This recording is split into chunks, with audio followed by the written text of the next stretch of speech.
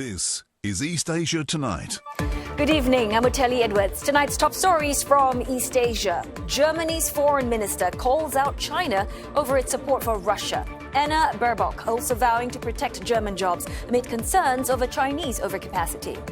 Staying with China, Beijing issues a fresh barrage of criticism after Taiwan's President William-Lai held talks with former U.S. House Speaker Nancy Pelosi. And at the same time, China warns Lithuania of possible countermeasures after the small Baltic nation expelled 3 Chinese embassy staff it deemed undesirable. And North Korean soldiers fighting alongside Russian troops in the Kursk region have suffered their first deaths and injuries, according to Ukraine's president. And in business, the U.S. plans to launch its third crackdown in 3 years on China's chip-making industry, this time hitting semiconductor tool makers.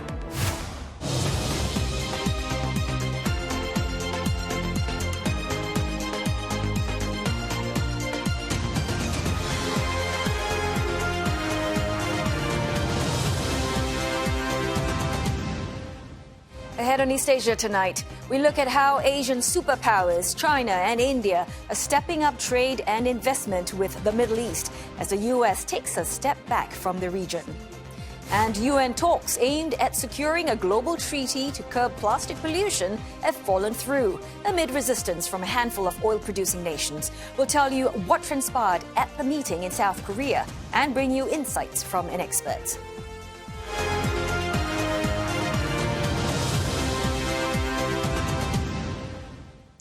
Germany's Foreign Minister Annalena Baerbock has begun an official visit to China, where she spoke to top diplomat Wang Yi just hours ago. Now, her visit takes place amid the debate in Europe surrounding tariffs on Chinese electric vehicles and against the backdrop of Russia's war against Ukraine.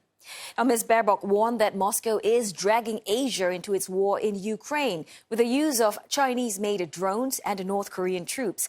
She also said that Beijing's support for Russia is affecting German and European security interests and would impact relations. And ahead of the trip, Ms. Baerbock had strong words for China, saying that she would not gloss over points of contention with Beijing. And for more, CNA's Olivia Xiong joins us live now from Beijing. Olivia, share with us the latest on talks between the Chinese and German foreign ministers. Well, the German foreign minister certainly heaping pressure on China, but we've just seen the Chinese foreign ministry respond in a statement that I have here. And just scanning through it, there was no mention of Ms. Baerbock's comments about Ukraine. Instead, the Chinese foreign ministry said that the more turbulent the world is, the more major powers must maintain their composure, calling for stability, and said that China is responding to all external uncertainties with its own certainties. No mention of this issue that was raised by the German foreign minister, but it could have been a relatively uncomfortable sit-down, because what we do know is that China has continued to deny accusations that it's supporting Russia's war in Ukraine. Prior to this, we saw that China's foreign ministry earlier today respond to the German foreign minister's earlier comments ahead of her heading to China, saying that it firmly opposes groundless accusations, also that it's opposed to blaming others and political manipulation. Now, this is consistent with China's stance on the Ukraine war, which it hasn't condemned. China instead calling for a political solution to the war, and often instead turned to point the finger at the U.S.-led West, saying that it is them that's supplying weapons to Ukraine and fanning the wars of tension, even as China has drawn closer to Russia in the face of common challenges with the West. And analysts I spoke to do expect this to continue, especially with increased pressure that's expected from the incoming Trump administration. Now, another thing to note here is that the German foreign minister has warned of consequences if China were to support Russia in its war efforts, particularly accusing China of helping Russian companies develop attack drones for use in the Ukraine. Now, we do know that the German foreign minister is expected to head to NATO after this trip, where that will likely be discussed are potential sanctions on Chinese firms by the EU in this regard, and that is something that China would likely be hoping to avert in this meeting, but we do not know yet what exactly the outcome of those talks were. Telly. So, Olivia, aside from that, what else do we know is on the agenda for China during this official visit? Well, one of the things that China would likely be keen to talk about instead of the war in Ukraine, and it's those accusations that have been lobbed at it, would be trade. That's because, if you recall, those additional tariffs imposed by the EU on Chinese EVs of up to 45%. China has been keen to resolve this through dialogue, but reports suggest that both sides are not near to coming to an agreement just yet in terms of how to resolve what the EU says is unfair subsidies on Chinese EVs. But in the foreign ministry statement, again, no specific mention of these issues in detail. But what the Chinese foreign ministry did say is that China and Germany, in the last 52 years since they've established diplomatic ties, that China has regarded Germany as an important partner. This also coming at a time when China is facing challenges with its economy. Chinese EVs identified as one of the key drivers for growth.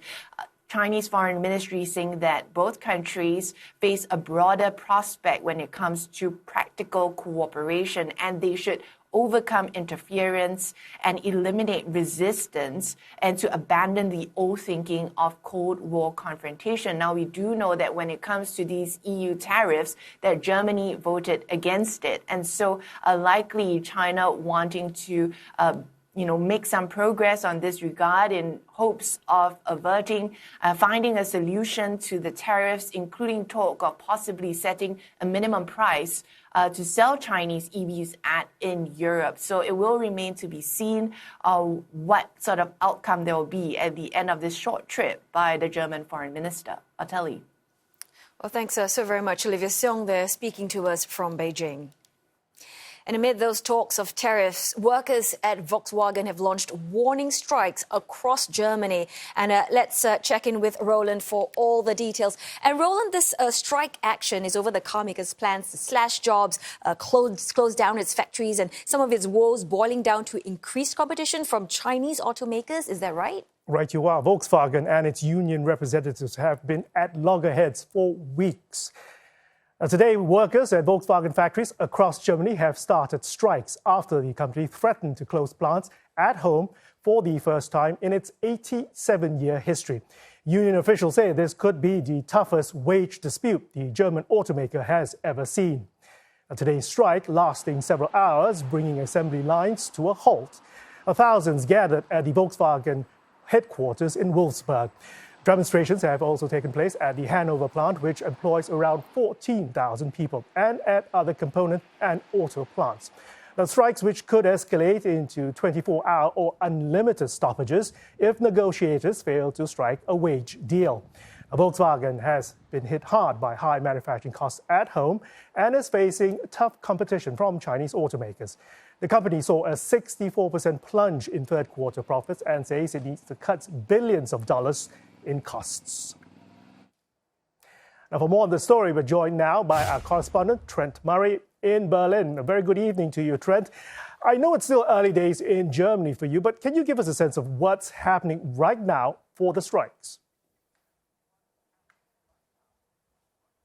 Well, we know that those Volkswagen factories across the country, 9 of them in total, have now been shuttered over the next few hours as those workers walk off the assembly line as part of these nationwide strikes. We know that the company, Volkswagen, is saying it is in a really difficult situation financially. It's trying to find around $19 billion in savings, and as part of that, they are wanting to try and reduce the salaries of their workers by around 10%. Now, Now, as you might imagine, the unions have reacted to that with great anger, which is why they've launched these strikes. There have been rounds of negotiations over recent weeks. This has been simmering away. But what we've seen in the past hour or so is officially those picket lines are beginning and those strikes happening. And it really is coming at a difficult time for not just Volkswagen, but German automakers in general. There is very real talk here right now that this is an existential threat for them, some of this competition that they are facing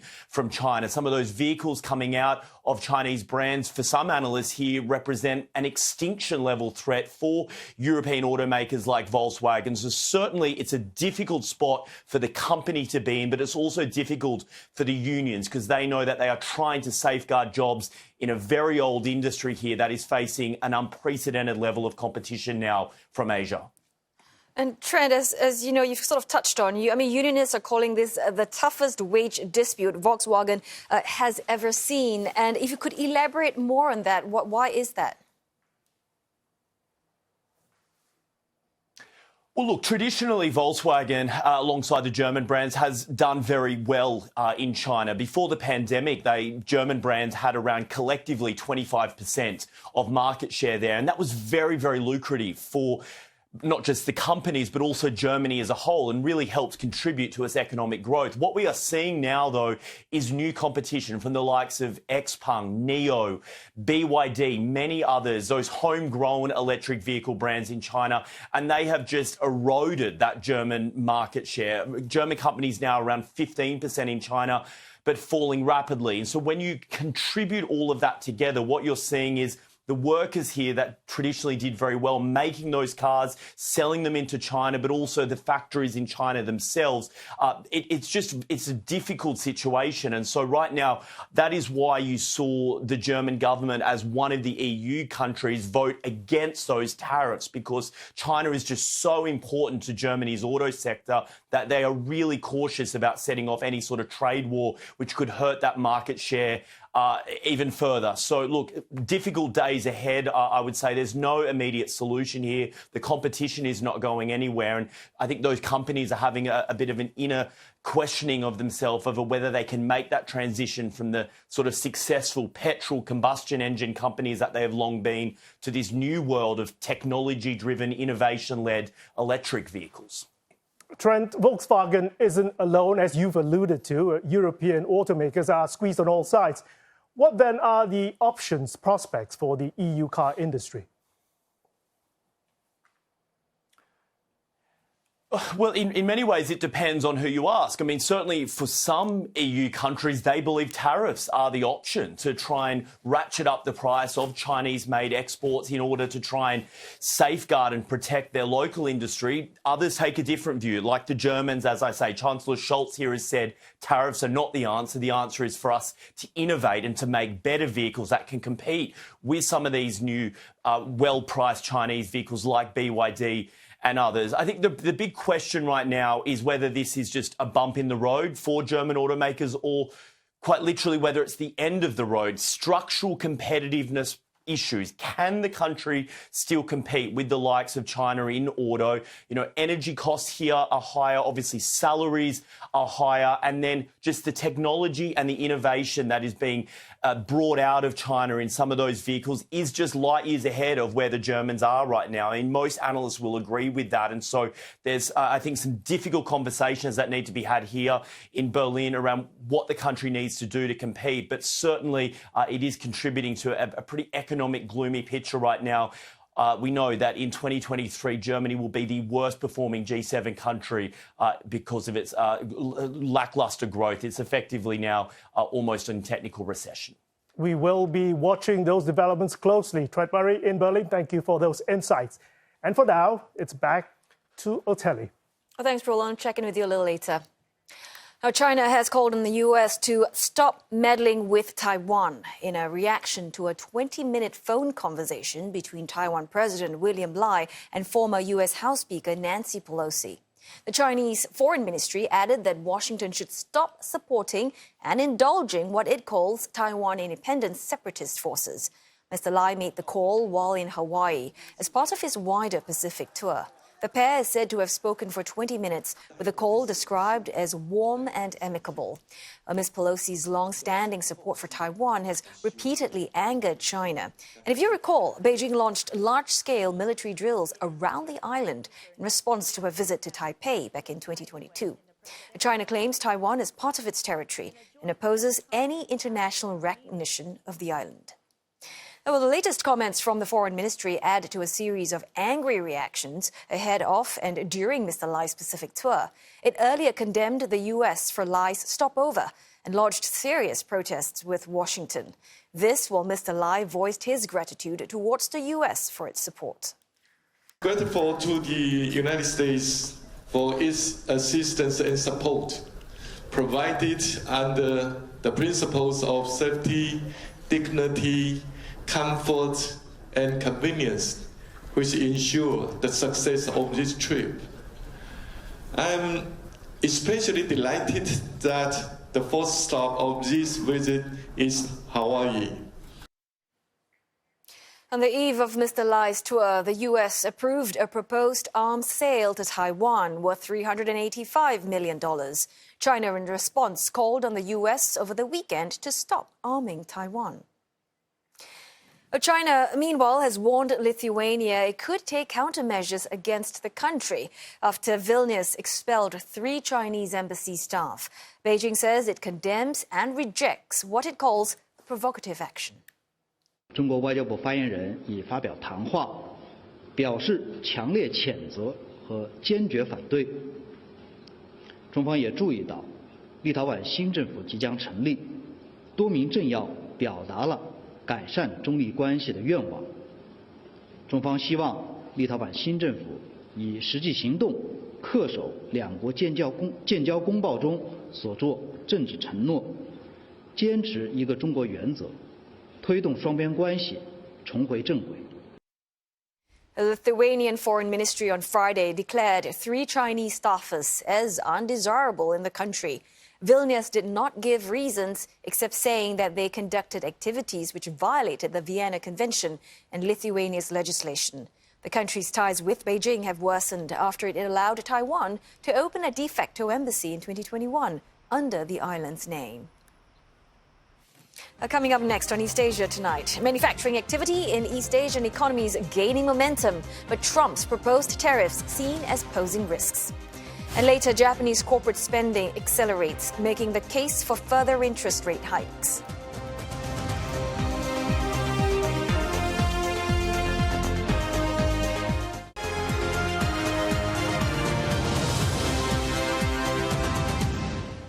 Hello again. We are back here in East Asia tonight with more business news as promised. And CNA's Roland Lim is standing by for more. So, Roland, U.S. is said to be launching another salvo on China's semiconductor industry. What's that all about?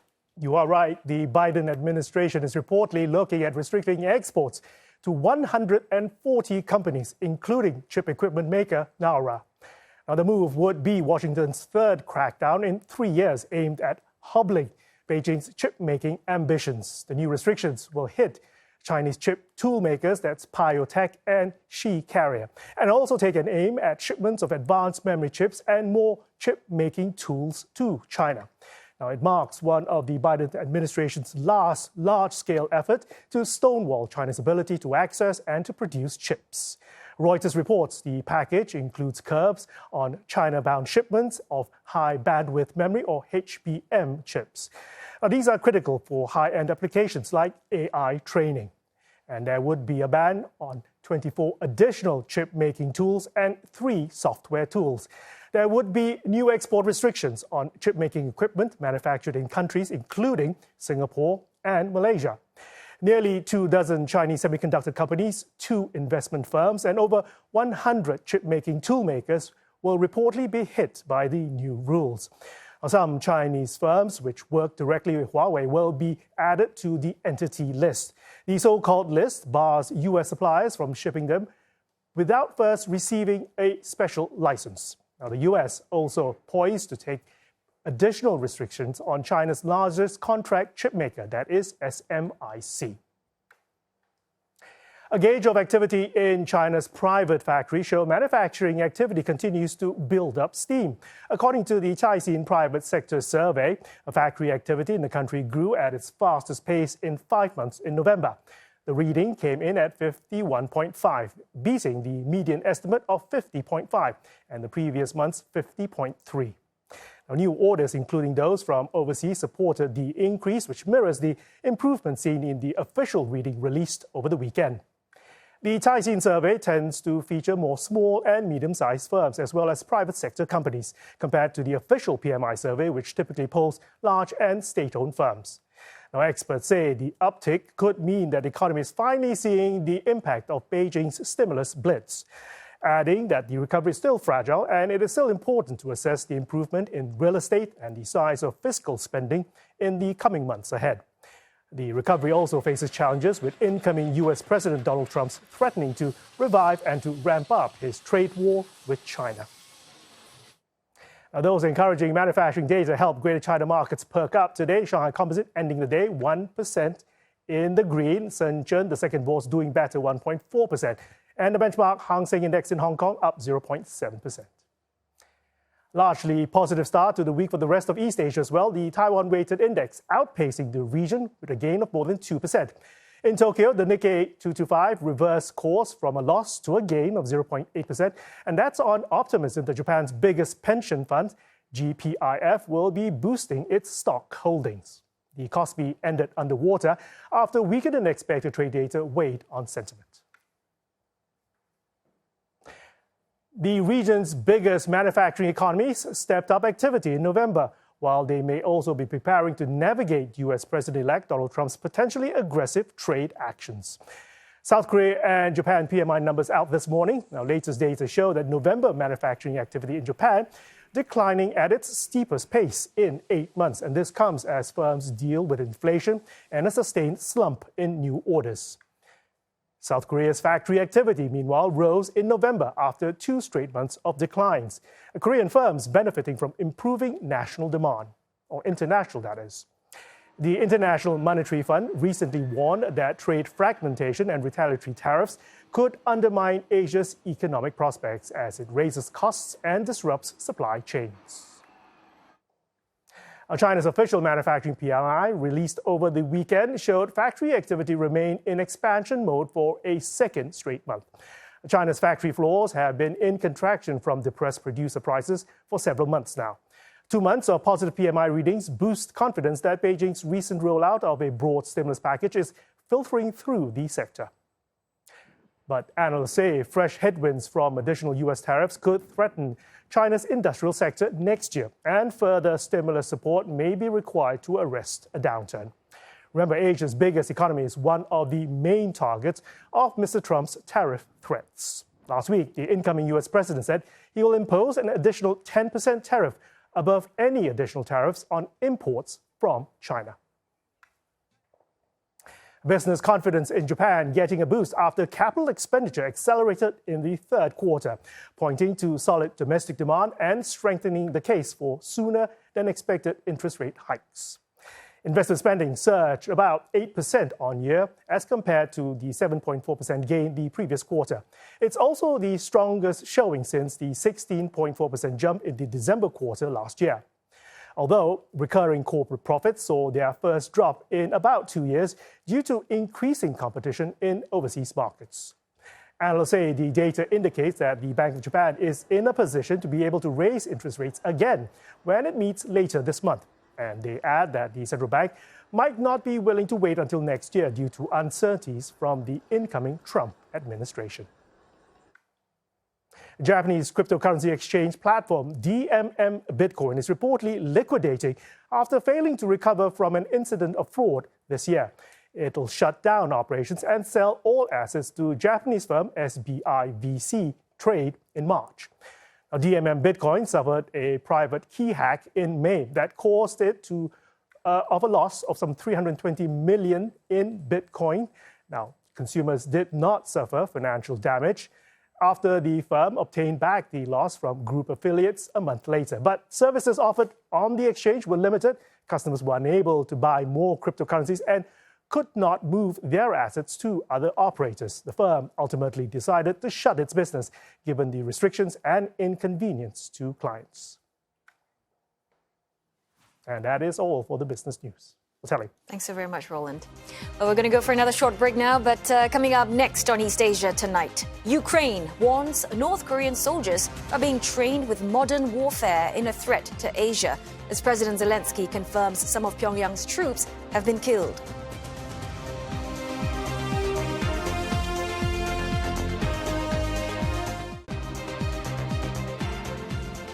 Hello there, you're watching East Asia tonight. Germany's Foreign Minister Annalena Baerbock has begun an official visit to China. Her visit takes place amid the debate in Europe surrounding tariffs on Chinese electric vehicles and against the backdrop of Russia's war against Ukraine.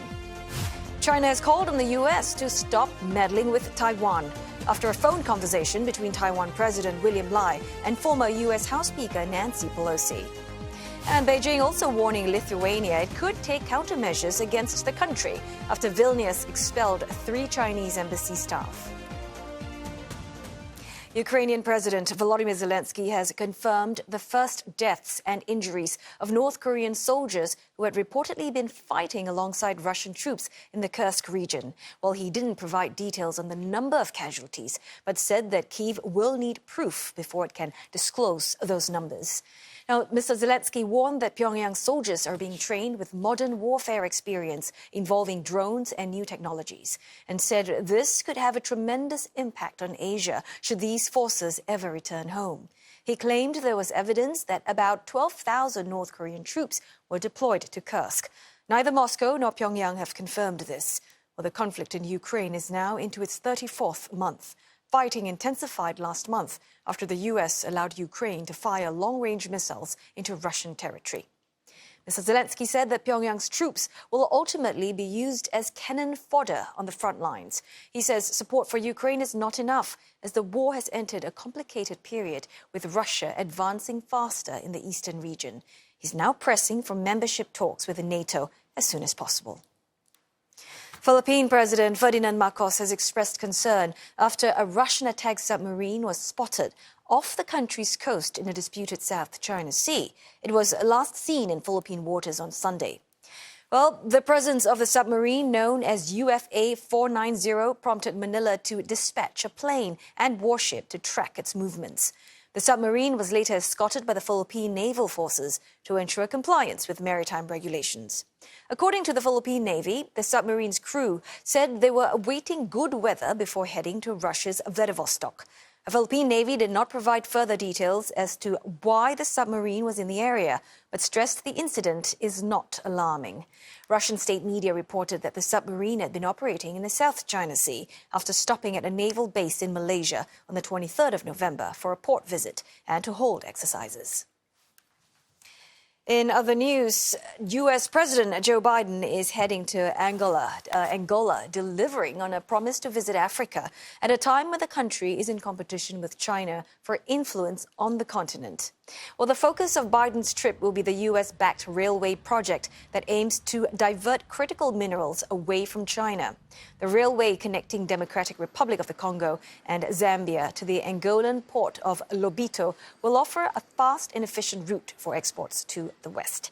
Now, Congo has vast reserves of copper and cobalt, materials that are key components of batteries and electronics. China is a major player in the resource-rich country. Washington had been growing concern about China's influence in the region after Beijing signed a deal with Tanzania and Zambia to revive a rival railway line to Africa's eastern coast.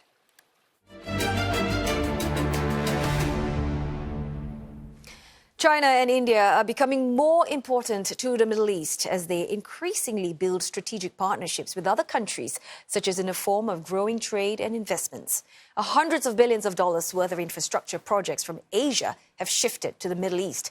By the same token, Middle Eastern countries are also cross-investing in Asia. This comes amid a retreat of American engagement in the region. Will this change the dynamics in the Middle East, where until recently the U.S. had been the main superpower of note? CNA's current affairs program, Insight, explores this issue.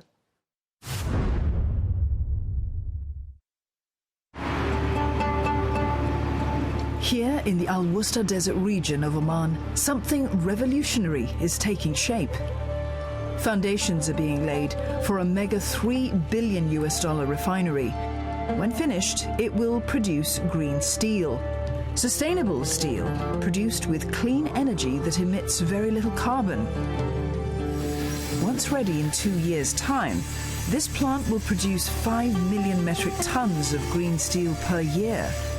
The project is led by Niraj Singh, who works for Vulcan Green Steel.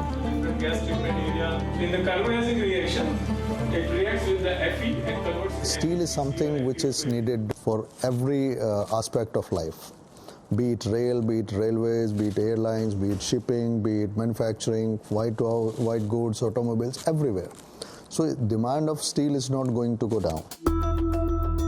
Vulcan Green Steel is part of the India-based Jindal Steel Group, a $25 billion industrial powerhouse.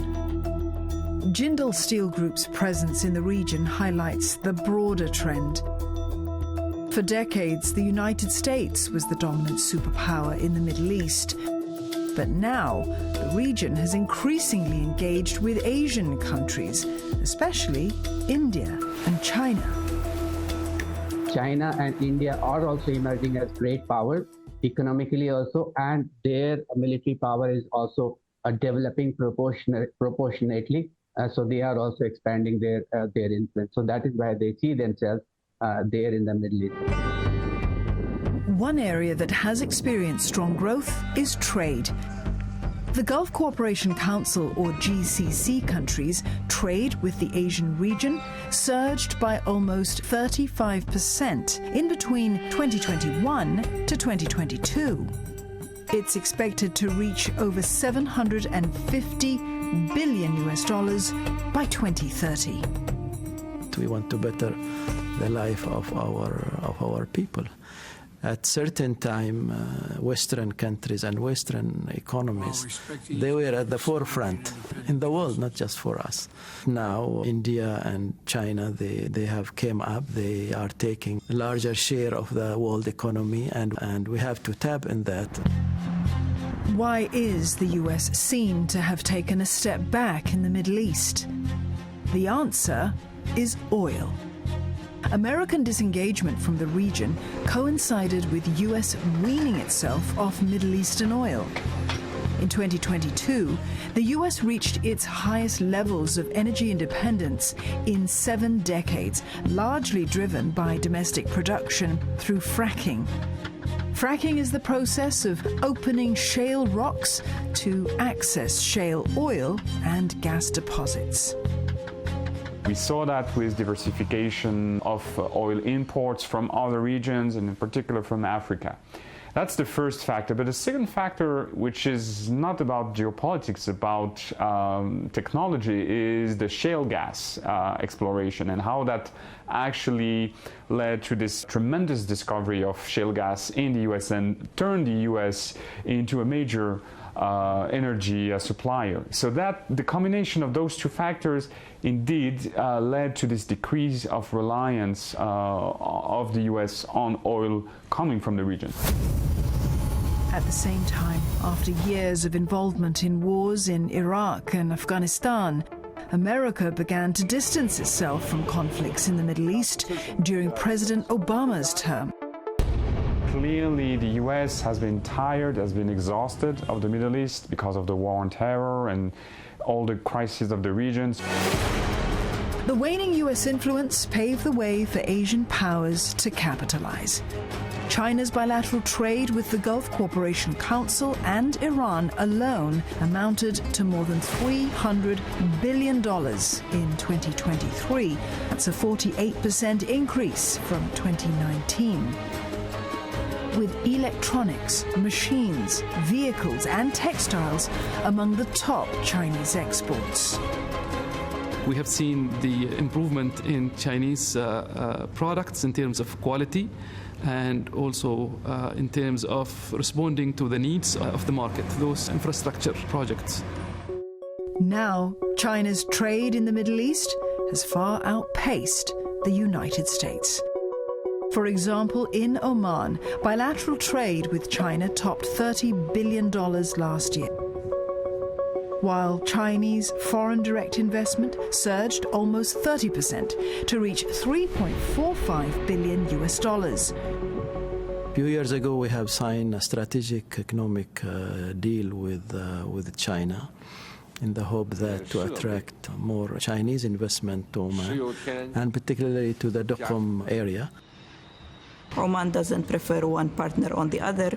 We have open relations, good relations with all countries, including the US and China, India, Asia. With current geopolitical changes, such as the conflict in Gaza and Lebanon, as well as a second Trump presidency, accelerate the Middle East's pivot to Asia. Well, you can catch the full Insight episode on CNA Video on Demand or CNA Insider's YouTube page. On that note, time to go for another break. But coming up on East Asia tonight, concerns grow about the impact of excessive tourism on South Korea's dolphins that are designated as endangered species.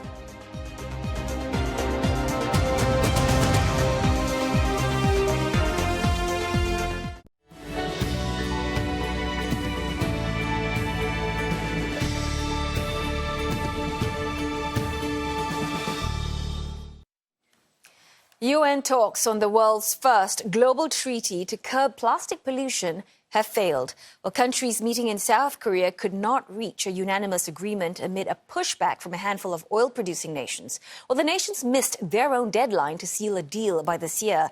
The chairperson cited challenging unresolved issues as negotiations get set to resume next year. We have succeeded in many areas. However, there are critical matters still need to be agreed.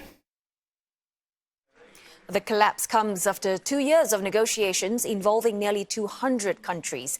A large group led by Norway and Rwanda wanted a binding treaty that would reduce plastic production and ban some chemicals. Well, Panama had pushed for a global target to cut plastic production. Any such cut could impact the oil industry, as most plastics are made from fossil fuels. The representative from Saudi Arabia, the world's second largest oil producer, told the meeting that the problem is the pollution, not the plastics. So what is the plastic problem? Well, the world produces nearly 500 million tons of plastic annually. The UN projects this to triple by 2060. More than 90% of plastic is not recycled. And in a recent study by scientific journal Nature, India was named as the world's biggest plastic polluter, responsible for 1/5 of global waste. So why exactly is plastic so worrying? Well, many plastic products are single-use, meaning that they are designed to be thrown away after one use, ending up in landfills, incinerators, and dumped into waterways and oceans. While the marine environment is where concerns are deepest. A plastic can take hundreds of years to degrade, and in the process, it breaks down into tiny particles called microplastics. It can get into the food chain when fish eat them. Microplastics have been found in the human body. No telling what impact the potentially toxic chemicals might have. And now for more, we are joined now by Muhammad Saidul Islam. He's Associate Professor of Sociology from the School of Social Sciences and Asian School of the Environment at Nanyang Technological University. A warm welcome to East Asia tonight, Professor. So let's talk about, how I know that there are 200 countries involved in this, but, 2 years of conversation have basically failed to yield a global treaty on plastic pollution. So, Professor, what exactly are the key obstacles beyond opposition from these oil-producing nations? Okay, first of all, thank you so much for having me here. We know that plastic, as you mentioned, is one of the major environmental problems that we are facing today. So despite having the major efforts or negotiations, what we can see is that more than 100 countries are actually pushing to make a kind of concrete deal to set a kind of, capping on plastic production. So, but we can see that there are some vested interest, especially in dealing with plastics. We have some oil-producing nations like Russia and Saudi Arabia. They're focusing more on managing the plastics, managing the waste, rather than putting a ban or capping on plastic production. So that actually started the whole, the impasse, and because of that, this particular deal was actually not successful. Yeah, I'm curious to know, Prof, which country has made significant or the most significant strides in tackling plastic waste, and I'm just wondering what sort of lessons can we draw from their strategies to their policies? There are some countries, I don't know exactly, which countries are ahead of the game in terms of addressing the plastics, but I can tell you that there are a lot of ways in which we can address the plastic problems. Technology can also play a vital role. And I can tell you one of the technologies that Nanyang Technological University recently developed, Professor Hansen Su, I'm also part of the panel. So the polyethylene, for example, it takes hundreds of years to get decomposed. But the technology he developed, with the use of solar panel, this polyethylene can be upcycled into formic acid. So if a nation can take some nation like Singapore, for example, has some recycling policies on plastic, polyethylenes, and if that technology can be used in an industrial way, then obviously this can solve bulk of the problem. Yeah, it's amazing what your university has done. But, such methods, right? I mean, how can they be scaled up and adopted more widely? I think for that, a lot of things are needed. For example, there is a need to have some sort of green reflexivity, meaning that we need to embrace some kind of environmental philosophy to solve the problem. We understand that along with climate change, plastic pollution is one of the central issues. And if the same problem continues for one more century, the whole planet will be totally unfit for living. So if we understand that, and if we are really genuine in our intention, with political will, with all kinds of efforts, technological innovation, and so on. So if we have green reflexivity at the same time, green technologies, and also political will, if these three things can be combined together and educate people, then obviously we understand the complexity and also the depth of the problem, and then the problem can be solved. In many cases, we have we understand. Go ahead, please. No, sorry. In other words, is it what you're trying to say is that not only do you need individual actions in terms of whether it's reducing single-use plastics to drive sufficient change, you need both. You need the government policies and the regulations as well to make sure that there is meaningful impact. Exactly. So when I say green, reflexivity, it means that every single human being should be, aware of what is going on. The kind of things that they are using. Every single commodity that they are using should be environmentally friendly, socially responsible, and culturally viable. And that is called green reflexivity. So along with that, green technology, technological know-how, as well as the strong political will. So all this, and also international agreement. I mean, all these things are needed. This is a very complex problem. And environmental problems are not located or confined in a geographical boundary. It is very much transboundary. If one country has this problem, other country can get affected. So that's why international agreement is also very significant. So, in a nutshell, right, Professor, I'm wondering, all this, the UN talks, right, at curbing plastic pollution, it might have collapsed now without an agreement. They said that they're going to continue next year. Is there still a possibility for salvaging this treaty? I am still hopeful because, for every single treaty, which is very complex in nature, as I mentioned, environmental problems are very complex in nature, and there are different ways, different approaches to deal with this. So there is some kind of expectation that, debates and some sort of tension will arise. But I am kind of optimistic that in future, when different parties will understand the depth of the problem, I am sure that they will come to a concrete solution. Right, and I also appreciate all the good work you and your team at NTU has done. Thank you so very much, Associate Professor Muhammad Saidul Islam from Nanyang Technological University. Thank you so much.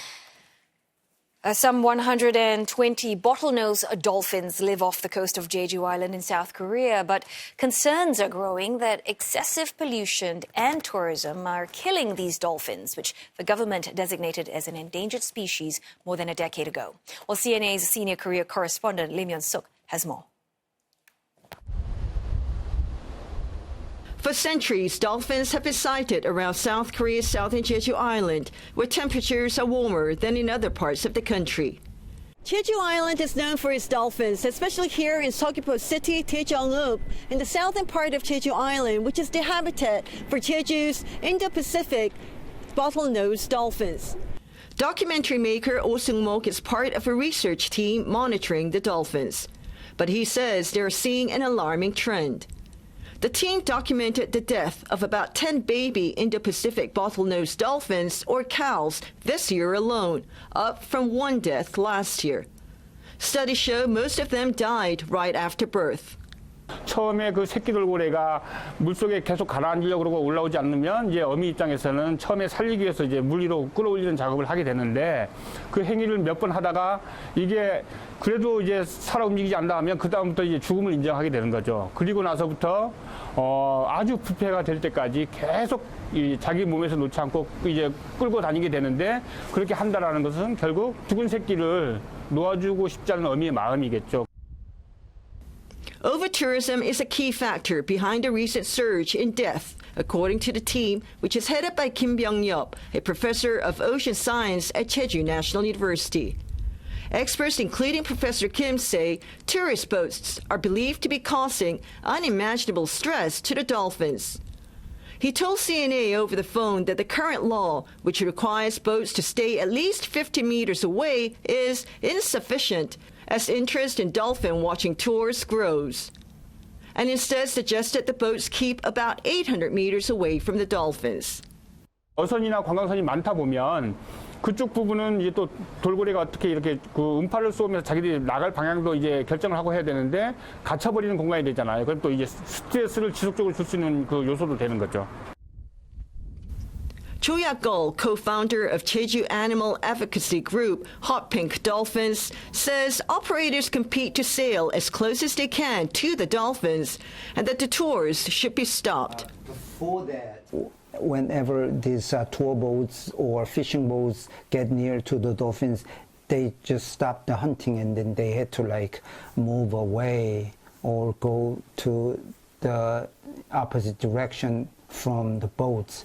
And so they didn't have enough time to feed the babies. But tour operators argue that they are keeping to the guidelines. And some say marine pollution is more to blame for the dolphin death.